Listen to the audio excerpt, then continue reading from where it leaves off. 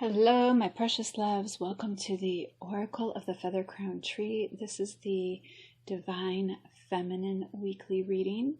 I do a counterpart, the Divine Masculine energies as well.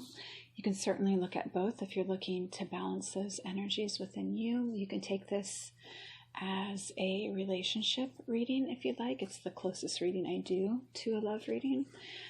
Or you can just really look at it as a way to connect to something divine, to come into oneness with a sense of divinity.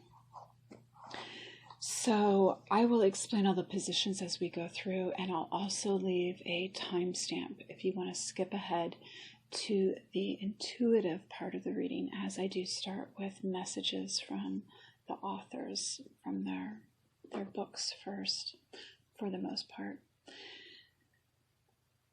I'm looking to see if I just get a general gist. I really have no idea what's going to come out here. I feel like this reading might have quite a bit of surprises. I will kind of intuitively look here at the crown card first, which is from the Sutra deck. And I am getting that the feminine energy really needs a sense of being indulged by the male energy. It's definitely in a place of receptivity. It's even distracted as it's being supported by this, I almost want to say like pleasure from the male energy. I did just get that there's a sense that what could be behind you was very lush and full. And what you're looking at seems a little bit, if not dead, just in a state of rest, like a state of wintertime where there's just a pause that needs to be taken. So the feminine energy may be realizing that and taking some time to reflect this week. I may return to this card at the end a little bit more to see if I get any more insights from it. So I'm going to begin with the bottom row on the left, and these cards are all about our subconscious. We will do a higher consciousness, and then we'll also look at how we can integrate these two levels into our day-to-day reality. So the first card will be from the Shaman's Oracle, and this is in the position of how we are affected by our ancestors, how our DNA is programmed, very, very deep-seated patterns that we don't even question. They're just so part of our makeup that we think of it as genes. So you have the Dancer of Joy. Joy is one of the oddest states human beings encounter. The dancer in this image shows us a sheer, unbridled fountain of life bursting forth and transforming everything it touches. Joy enters us at moments of heightened awareness, of delight and passion, of truthfulness and hope. It carries us far above any other feelings or experience and establishes within us a core of energy that is always there to be tapped. Embrace the Dancer of Joy and let this figure carry you on an endless wave of ecstasy. Learn the joy of living and let it radiate from you, spreading out to all those around you.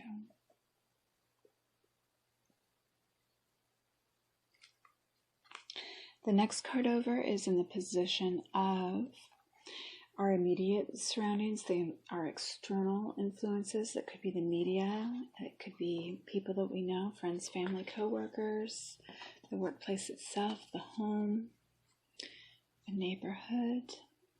And from the Sibyl's Oraculum, we have abandonment. Gnawing at the rind will not make the fruit return. This scene depicts the ruins of a 1st century Roman theater. At one time, this was the location of great performances and joy, but the possibility of both was denied to certain people based on socio-economic inequality that wouldn't permit them to enter. It doesn't matter now. It's been decaying too long to be fixed. This card represents the necessity to move on and seek amusement elsewhere. So the actual meaning of the card is let it go, say goodbye. This is not worth your energy.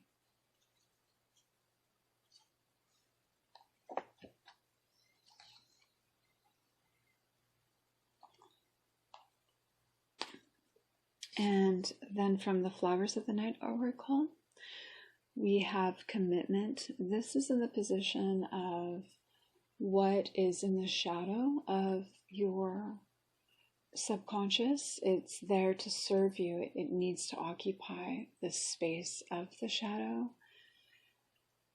And it's a healthy space. It's a space that you can reflect on in a time when you need to go within. So commitment, Wolf's Evening Primrose. Rules, structure, and traditions need to be followed, and although you may feel this is a bit restrictive, you are actually also being embraced and welcomed into a community, group, or situation where there will be a lot on offer to you. Justice is indicated and all that goes with it. So you may find legal dealings are highlighted, or the right and wrong of a situation. But this can mean that time to make a decision has come to an end. You are being held accountable at the moment, so listen and learn. This is not the time to run or to shift blame. You will find that in an adult of your actions, you will find that in an audit of your actions, there will be a lot of space to grow. The challenge for you is dishonesty. Are you deceiving others or yourself? Are you being unfair? And the last card in this row is from the Water Crystal Oracle. It's a Japanese authored deck. And this is representing any repressed emotions. Your card this week is from the category of wisdom. And you have reverence.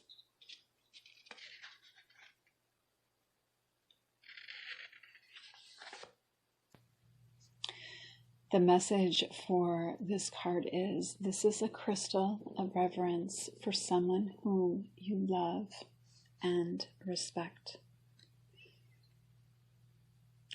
Now we're going to go up into the second row from the top there.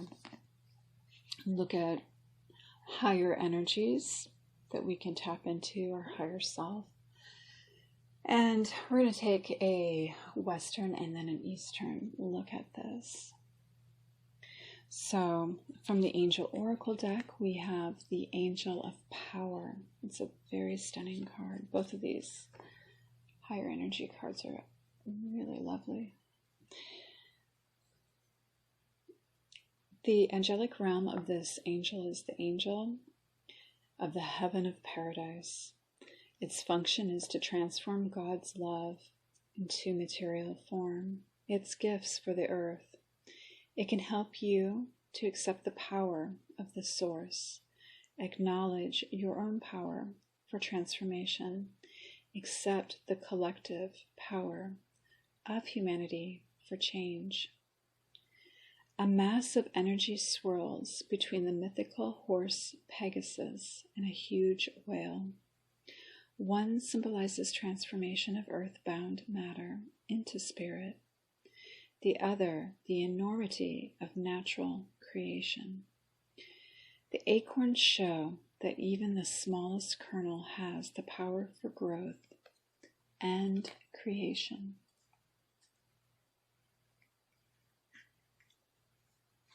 And then the card next to it is from Buddha Wisdom, Shakti Power. We have Buddha Dakini. The white Buddha family of the center replace ignorance by studying spiritual teachings. Buddha Dakini is an enlightened wisdom Dakini. She is associated with Vairocana, the Buddha family of the center, the color white, the element of space, the gift of Dharma Hatu, the hand mudra of turning the wheel of Dharma, the poison of ignorance, and the emblem of the golden Dharma chakra. She is also associated with the magical function of pacifying the crown chakra and the first day in the bardo. She helps manifest the awakening of enlightened awareness in the mind stream of practitioners, revealing dormant spiritual impulses. She can also grant worldly cities supernatural powers.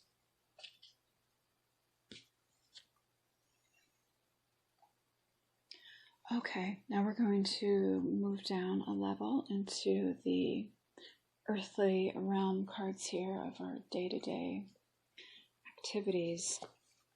And our first card on the right is representing the energy that we can hold this week to integrate these subconscious and higher conscious energies. Hanuman, the monkey god, is what we have here. Its blessings are the capacity to persevere, physical strength, fighting ability, superhuman power to accomplish acts of service, and the ability to increase one's attitude of love in performing selfless service.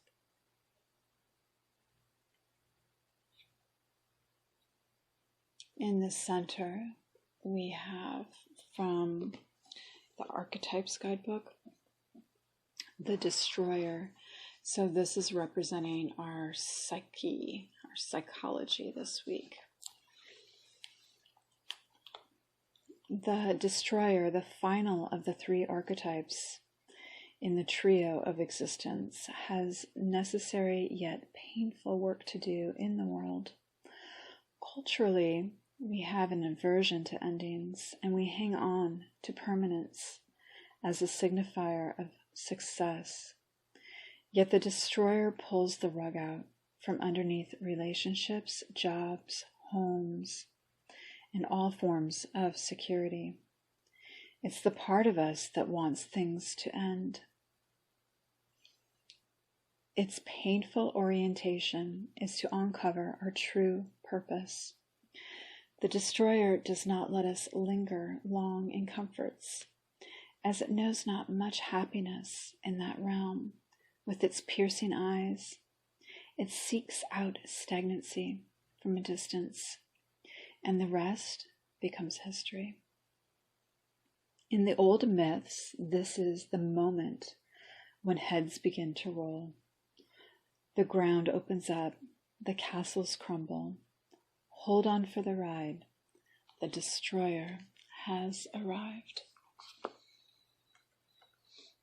And our final card is Perspective from the Starseed Oracle. This is in the position of the action, the behaviors we can take. None of this matters. Zoom out, common ground.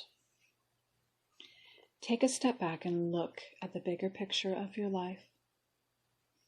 Step away from the blinkered vision and reactive frame of mind of me against them. Change your perspective, shift your point of view, and zoom out, out, out. We are but a speck of dust in the universe, yet we think everything revolves around us. We see the planet as ours to own and conquer, pillaging the land and setting ourselves up for our eternal extinction. We build fences and walls and create invisible borders. Mother Earth doesn't need us to survive, but we need her. It's time to wake up. A new perspective is urgently needed. We become so lost in our individual experience that we don't realize that most of the things we keep up, that keep us awake at night, are actually distractions. We're wasting our precious time and resources fighting each other when we should be coming together to heal what's been severed. The moment is a breath in the timeline of your life. This life is a fleeting moment in the tapestry of your soul's experience. Your soul's experience is a flash in the timeline of the known universe. And the known universe is a grain of sand. In the unknown universe, take a moment to see the bigger picture, to find common ground, to find deep compassion in your heart, to gain a greater perspective of humanity in this fleeting moment in the timeline of your soul's existence, in the timeline of all that is, was, and ever will be.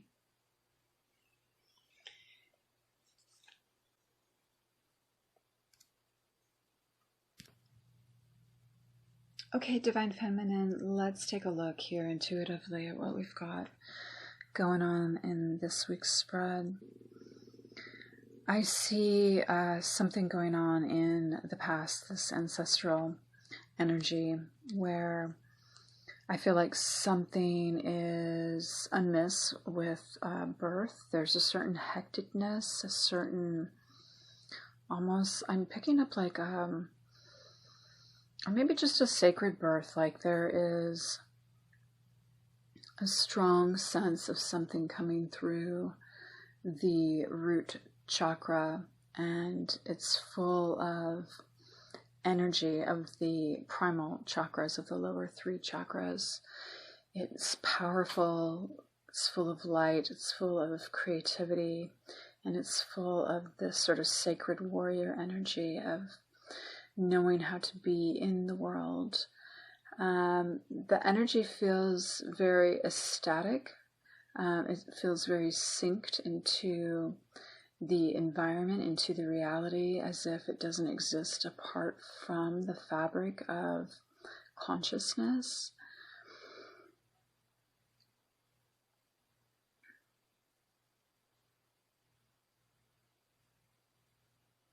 Yeah, I'm just getting a very strong feminine energy that lives in the world in the moment. Moving over to your immediate environment, it feels as if some structures that are around you seem to be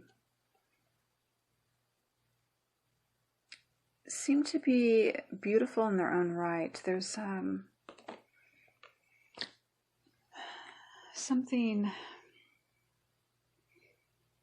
that makes them hard to let go of because of their inherent beauty, their respect for sort of the ratio of classical beauty, of how we build things, and we are attuned to that as humans.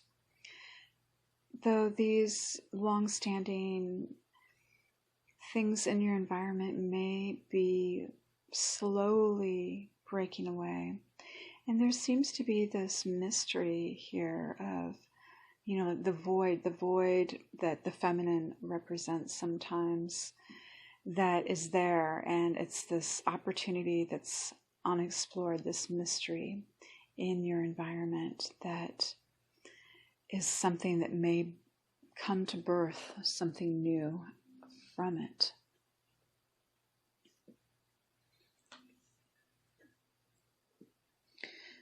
I am seeing that you have a powerful connection to a very loyal and protective energy within you that you can rely on. There's something within you that you have learned to integrate that respects the beauty of the feminine energy and the strength of it to give insight, to give support, to be a resting space for intuition, and to see things with a perspective that you may not see when you're full of distractions in your day-to-day existence.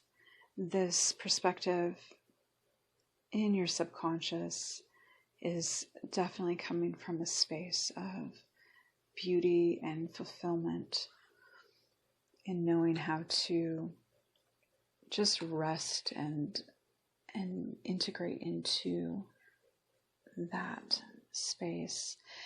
Emotionally, I am getting a sense of there's always in these readings with this deck of cards, this sense of form of what has been formed and what is emerging, what is becoming. And what I'm seeing here is a fairly healthy state. There's a good emotional structure, a realization, a harmony of emotions here. And anything that's out of tune is both something that you've sort of already experienced, and so it's like you're not really holding on to that, you're releasing things. Definitely get this strong feeling that you're just in the moment, and there is more to come that will emerge, and you'll just let those feelings live in the moment, and then they can be released as well. So that's nice to know that there's emotionally some strong support, self-reliance that you have in that area. Now, in the higher realms here, you have very complementary cards that sort of have this mirroring quality. There's definitely this sense of unity in the higher realms that you can tap into, and this flowing of energy that dances within that unity, even though there could be distinctions within it where you could, name things that are part of what is just one big reality. There is a sense that you can also just get lost into the sublime reality that this just energy offers for you. There's a sense of profoundness. There's a sense of just very, very heightened energy. So you may want to do some dancing this week. You may want to do some body movement that allows you to flow, maybe swimming even. Anything that can bring that sense of moving in to a consciousness that isn't overly structured, but allows you to experience almost like a bliss, I would say. Yeah, I love that. It's gorgeous. And then when I'm looking at integrating what's going on,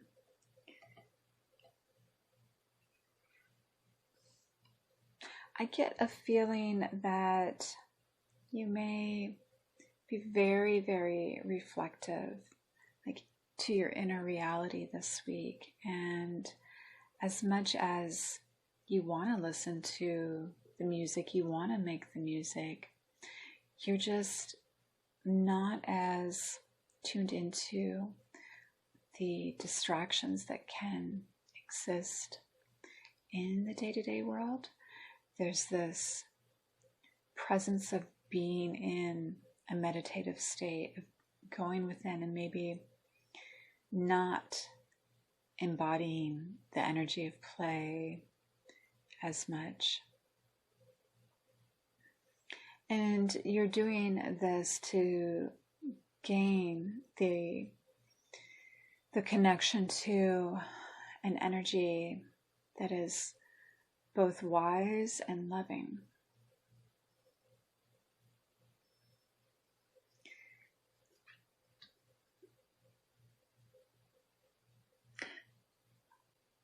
And then we have this just beyond powerful energy here of really looking intensely at reality from a position of deep, deep insight that may be entering your awareness. And it's a type of insight that is motivated by going beyond your attachment to your identity in the mundane reality. It's definitely integrating this idea of instinct and what is your source, how you just know to be who you are as a force of nature.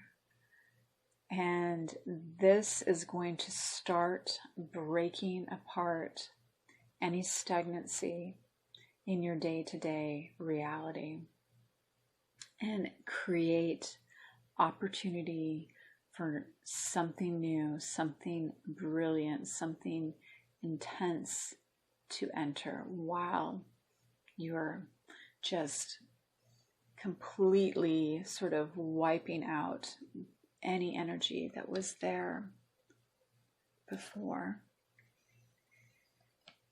And through this, your behavior really it's just so intense. You have the opportunity to behave in a way that is acting in such a space of mega sublime opportunity, like the hugest void. And what I'm seeing in this last card is the idea of thinking of our earth as a seed, and if it were to germinate at this point just as a seed, what could it become? What is its potential if we think of it in that way?